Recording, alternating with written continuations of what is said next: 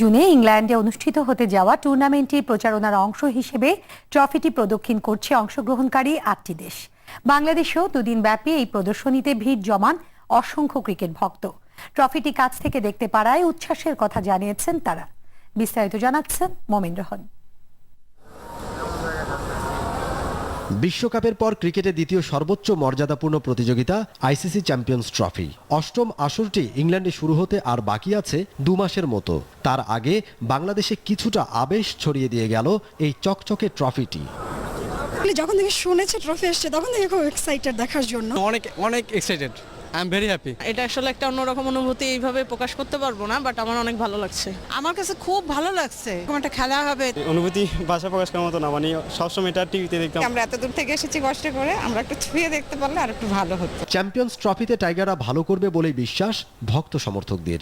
আশা করি আগামী দিনে ভালো খেলবে, কারণ বাংলাদেশে এখন বর্তমানে অনেক ভালো খেলোয়াড় আছে। আমাদের অনেক ভালো লাগছে যে বাংলাদেশ অংশগ্রহণ করতেছে, আর ট্রফিটা পেলে আরো বেশি ভালো লাগবে। বাংলাদেশ যেভাবে ক্রিকেট খেলতেছে, একদিন বাংলাদেশ এই ট্রফিটা নিয়ে আসবে। শুধু চ্যাম্পিয়ন্স ট্রফি নয়, দেশ এবং দেশের বাইরে সব ফরম্যাটে উন্নতির ধারাবাহিকতা ধরে রাখবে টিম বাংলাদেশ, এমনটাই প্রত্যাশা সকলের।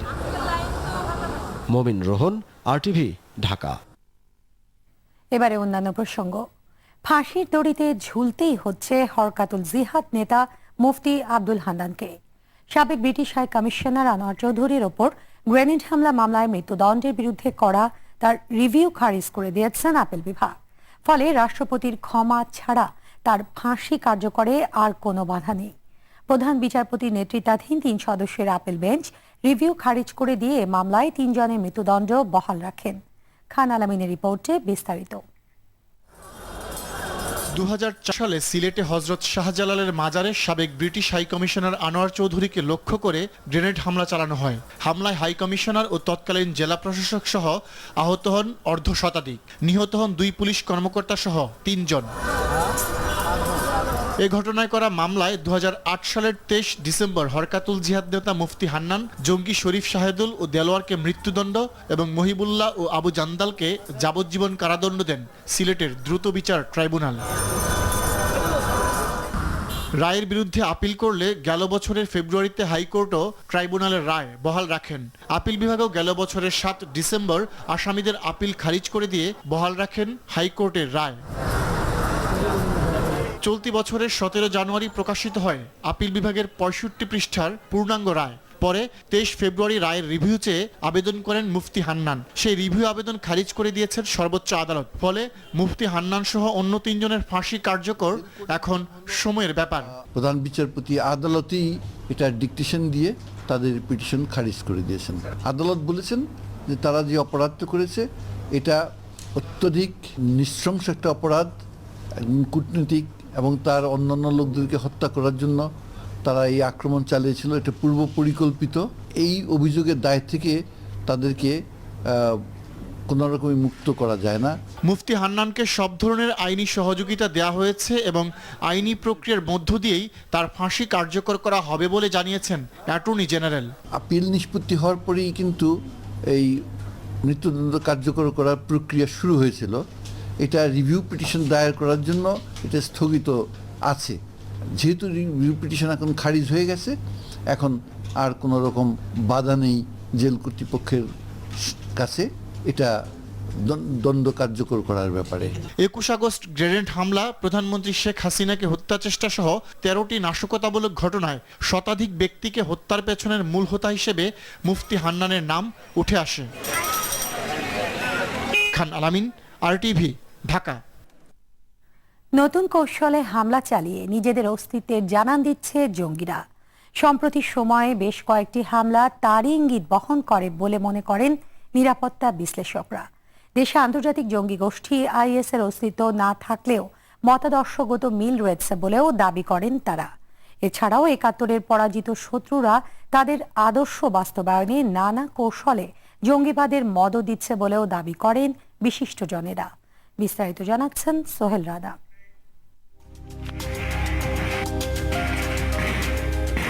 দেশে আন্তর্জাতিক জঙ্গি গোষ্ঠী আইএসের অস্তিত্ব না থাকলেও মতাদর্শগত মিল থাকায় জঙ্গিরা তাদের কৌশল রপ্ত করে বিভিন্ন হামলা করে নিজেদের অস্তিত্বের জানান দিচ্ছে।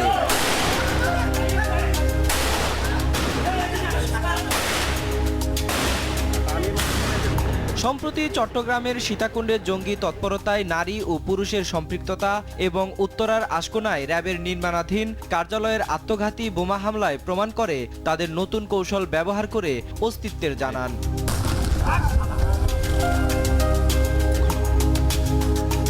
তবে আইনশৃঙ্খলা বাহিনীর বিভিন্ন অভিযানে জঙ্গিদের দমন করায় বড় ধরনের নাশকতা তৈরির শক্তি হারিয়ে ফেলছে বলে দাবি করেন পুলিশের কাউন্টার টেরোরিজম ইউনিটের প্রধান। জঙ্গিদের এখন যে অবস্থা, তাদের মনোবল আসলে বিধ্বস্ত। বড় ঘটনা যেহেতু ঘটানোর সামর্থ্য অনেকটাই তাদের কমে গিয়েছে, ফলে ছোটখাটো ঘটনার ভিতর দিয়ে তারা একদিকে তাদের অস্তিত্ব যে একেবারে শেষ হয়ে যায় নাই সেইটা জানান দেওয়া, এই ধরনের আরো দু একটা ছোটখাটো উদ্যোগ তারা হয়তো বা নিতে পারে, কিন্তু আইনশৃঙ্খলা বাহিনী সতর্ক আছে। আইএসের সঙ্গে দেশীয় জঙ্গিদের মতাদর্শগত মিল থাকায় আত্মঘাতী হামলাতেও পিছপা হচ্ছে না। সেই সঙ্গে মৌলবাদী শক্তি সুকৌশলে জঙ্গিদের মদত দিচ্ছে বলেও ধারণা বিশ্লেষকদের। ইসলামী জঙ্গিবাদী যারা, তারা কিন্তু শুধুমাত্র যে ধর্ম নিয়ে জঙ্গিবাদী সেটা না, তারা এই দেশের জন্মের বিরুদ্ধবাদী ছিল। তারাই কিন্তু পুনর্বাসিত হয়েছে এই দেশে, এবং তাদের সঙ্গে যারা নানাভাবে জড়িত, নানাভাবে সম্পৃক্ত, সংযুক্ত, তারাই কিন্তু এই জঙ্গিবাদী হামলা আমাদের উপরে চালিয়ে যাচ্ছে। যে কোনো সন্ত্রাসী গোষ্ঠী চাইবে এমন সব জায়গায় আক্রমণ করতে যেটা হলে তাদের প্রচারটা অনেক বেশি হয়। এমন কিছু লোক তাদের মগজ ধরাই করছে, তারা হয়তো বাংলাদেশি। তাই জঙ্গিবাদ ঠেকাতে সামাজিক আন্দোলন গড়ে তোলার পাশাপাশি পরিবার থেকে রাষ্ট্র সবাইকে সচেতন ভূমিকা পালন করতে হবে বলেও জানান তারা। সোহেল রানা, RTV, ঢাকা। যারা দেশের স্বাধীনতায় চায়নি তাদের দ্বারা কখনোই দেশ ও মানুষের কল্যাণ সম্ভব নয়।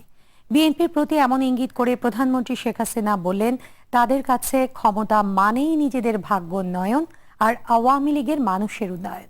তাই কেবল আওয়ামী লীগই পারে আগামীর বাংলাদেশকে এগিয়ে নিতে। সকালে রাজধানীর কৃষিবিদ ইনস্টিটিউশনে বাংলাদেশ নাতি লীগের সম্মেলনে এসব কথা বলেন প্রধানমন্ত্রী। রুহুল আমিন তুহিনের আরও একটি রিপোর্ট। আওয়ামী লীগের অন্যতম সহযোগী সংগঠন বাংলাদেশ তাঁতি লীগের প্রথম জাতীয় সম্মেলন এটি, যার মধ্য দিয়ে সংগঠনটি নেতৃত্ব পাবে আগামীর পথচলায়। সম্মেলনের উদ্বোধনী অনুষ্ঠানে তাঁত শিল্প ও কারিগরদের উন্নয়নে সংশ্লিষ্টদের বিভিন্ন দিক নির্দেশনা দেন প্রধানমন্ত্রী।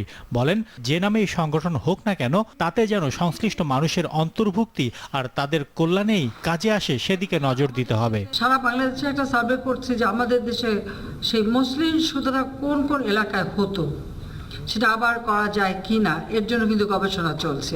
আমরা সেটা গবেষণা করছি। তাঁতি শুনলে যেন কেউ অবহেলা করতে না পারে, তার ব্যবস্থা আপনাদের করতে হবে। এটাই আমাদের সংগঠনের দায়িত্ব। সংগঠন করার সাথে সাথে এই সম্প্রদায়ের মানুষের সমস্যাগুলিও সমাধানের জন্য আপনারা আপনাদের মতো ব্যবস্থা নেবেন। সবই যে সরকার করে দেবে তা না। তিনি বলেন, বিএনপি নয়, দেশের প্রকৃত উন্নয়ন চায় আওয়ামী লীগ, কেননা তারাই এদেশের স্বাধীনতা ও মানুষের মুক্তিতে ভূমিকা রেখেছিল। আওয়ামী লীগই যে একমাত্র এই দেশের উন্নয়ন করে এবং করতে পারে, এবং সেটা যে আজকে প্রমাণ হয়েছে। বা বাংলাদেশের মানুষ যে আজকে একটু উন্নত জীবন পাচ্ছে, দুবেলা পেট ভরে খেতে পাচ্ছে, তারা একটু চলাফেরা করতে পারছে, আর্থিক সচ্ছলতা পাচ্ছে, এটা যে একমাত্র আওয়ামী লীগ সরকারই দিতে পারে, এই কথাটা, এই বার্তাটা পৌঁছে দিতে হবে গ্রামগঞ্জে। দেশের উন্নয়নের ধারা ধরে রাখতে মুক্তিযুদ্ধের চেতনায় সবাইকে এগিয়ে আসার আহ্বান জানান প্রধানমন্ত্রী শেখ হাসিনা। রুহুল আমিন তুহিন, RTV, ঢাকা। রোগ নির্ণয়ের পরীক্ষা নিরীক্ষার ফি থেকে 10 থেকে 25% পর্যন্ত কমিশন নিচ্ছেন বিবেকহীন কিছু চিকিৎসক।